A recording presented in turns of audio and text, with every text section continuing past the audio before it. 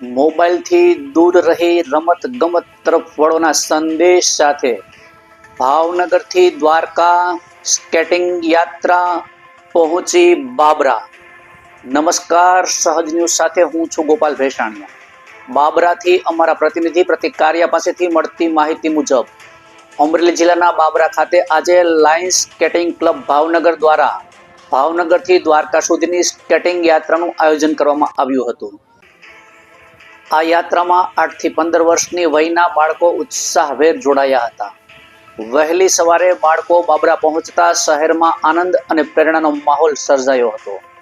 બાળકો મોબાઈલથી દૂર રહી રમતગમત ક્ષેત્રે સક્રિય બને તેમજ શારીરિક માનસિક વિકાસ તરફ આગળ વધે આવા હેતુથી વાલીઓ અને શિક્ષકો દ્વારા આ અનોખી પહેલ હાથ ધરવામાં આવી છે।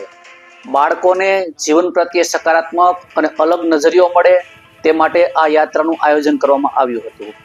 આ યાત્રા દરમિયાન બાબરા પોલીસ દ્વારા ટ્રાફિક વ્યવસ્થામાં કોઈ અડચણ ન આવે તે માટે ખાસ ધ્યાન રાખવામાં આવ્યું હતું અને સંપૂર્ણ સહકાર મળ્યો હતો। રિપોર્ટર પ્રતિક કારિયા, સહજ ન્યૂઝ, બાબરા। જય દ્વારકાધીશ। અમારા લાયન્સ સ્કેટિંગ ક્લબના 21 બાળકો ગઈકાલે ભાવનગરથી સ્કેટિંગ કરી અને દ્વારકા જઈ રહ્યા છે। ગઈકાલથી અમે સ્ટાર્ટ કર્યું છે।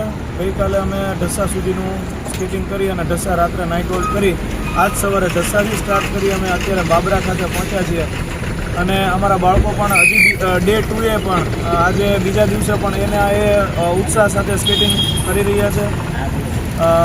દ્વારકાધીશના આશીર્વાદ આ બાળકો ઉપર છે અને સાથે અમારા આખી ટીમ, વાલીઓ અને અમારું મેનેજમેન્ટ, આખો સ્ટાફ આ બાળકોને કેર કરી રહ્યો છે। સાથે બાબરા પોલીસ સ્ટેશનમાંથી પણ અમારી સાથે જોડાયેલા છે બધા અને એ પણ અમને હેલ્પ કરી રહ્યા છે।